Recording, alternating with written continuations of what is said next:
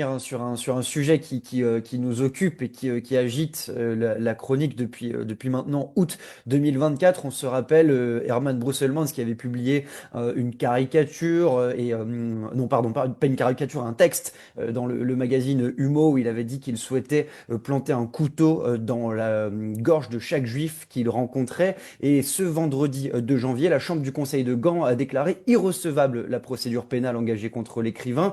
Vous avez réagi avec l'Institut Jonatas ainsi qu'avec le CCOJB, le Forum des Riots Organisatis et le CCLJ.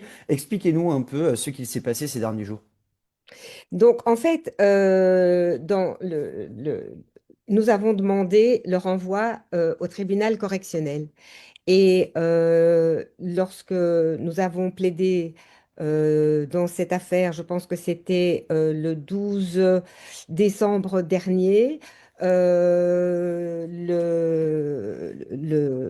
verdict est tombé effectivement le 2 janvier. Et donc ils ont décidé que nous n'irions pas, il n'y aurait pas de renvoi devant le tribunal correctionnel.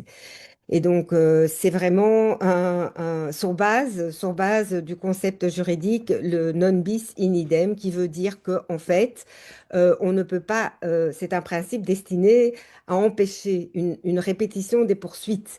Et donc, l'idée, c'est de ne pas pouvoir être poursuivi ou jugé deux fois pour les mêmes faits lorsque ceux-ci ont déjà fait l'objet d'une décision pénale définitive. En réalité, ce principe euh, protège finalement contre l'acharnement judiciaire et garantit une sécurité juridique. Et ça, c'est vrai que c'est un rempart nécessaire dans une démocratie. Le problème, c'est que ici, en fait, c'est utilisé pour finalement servir oui, de paravent à un renoncement de l'État, puisque l'autorité chargée de défendre l'intérêt général renonce à poursuivre. Donc d'abord demande l'acquittement, ensuite s'abstient de faire appel, et puis invoque cette abstention comme un verrou finalement procédural empêchant toute nouvelle poursuite. Et donc voilà, finalement, on a l'impression que c'est une impossibilité qui a été fabriquée par le ministère public. Et ça, c'est vraiment grave parce que ce principe n'a jamais été conçu, je pense, moi je suis pas avocate, je suis pas juriste, mais de ce que j'ai en tout cas compris, c'est que ce principe n'a jamais été conçu pour devenir le bouclier d'une abstention de l'État ou pour neutraliser toute possibilité de débat lorsque l'action publique n'a pas été menée de manière pleine et loyale, ça, ni contradictoire. Voilà, donc c'est vrai que voilà, un principe destiné à empêcher finalement une répétition des poursuites a été mobilisé ici pour empêcher une poursuite effective. Oui. Comme vous le rappelez dans le communiqué de presse de l'Institut Jonatas que l'on retrouve sur le site internet, vous avez rappelé devant le tribunal que beaucoup de juifs avaient l'impression aujourd'hui d'être abandonnés par le système judiciaire belge. Oui, c'est ça. Moi, j'ai pris la parole au nom des quatre parties civiles, hein, parce que donc l'Institut Jonatas, le CCOJB, le Forum des Riots Organisa, si c'est le CCLJ. Et c'est vrai que je n'étonnerai personne parmi les auditeurs, les auditrices, quand on dit que de nombreux juifs aujourd'hui ont le sentiment de ne plus avoir d'avenir en Belgique, parce que quand il est question d'incitation à la haine, et quand on a des propos comme ceux que Herman Brusselmans a tenus, on se rend compte qu'en fait, il est acquitté et qu'il n'y a plus de poursuite.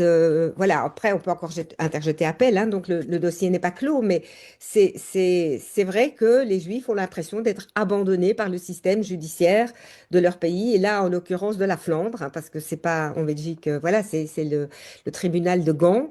Et c'est le système judiciaire flamand. Et cette impression, elle est basée sur le fait qu'un procureur lui-même a demandé l'acquittement, n'a pas interjeté appel, et puis voilà, demande le classement finalement sans suite de cette affaire. Et donc, c'est vrai que c'est vrai que dans d'autres dossiers, il faut quand même le dire, que dans d'autres dossiers, euh, on a souvent le tribunal qui va poursuivre, qui va s'acharner, qui va essayer de porter l'affaire jusqu'où il peut, d'aller jusqu'au bout d'un processus.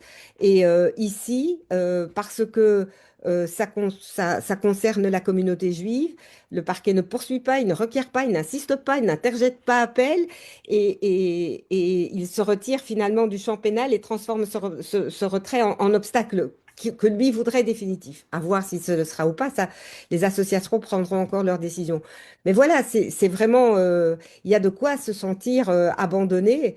Voilà, mais moi je leur ai dit qu'ils sont placés devant l'histoire et que peut-être ils n'en mesurent pas toute la portée. Voilà, il faut quand même rappeler que les juges, à l'époque de Weimar, lorsque le parti nazi ne recueillait que 5% des voix, des juges bien intentionnés s'abstenaient de condamner les auteurs de textes et de plaisanteries antisémites au nom de la liberté d'expression, ou par lâcheté, ou par indifférence. Et on a l'impression de revenir à ces années-là, hein, je m'excuse de le dire, mais quand on a le tribunal et des juges qui se comportent de la même manière. Mhm. Pour revenir justement à cette affaire Brusselmans, en dehors des tribunaux, on a tout de même l'impression que, vulgairement dit, c'est considéré comme une affaire de juifs et qu'en fait, en dehors de la communauté, eh bien, ça ne choque pas forcément, alors que c'est un réel appel à la haine.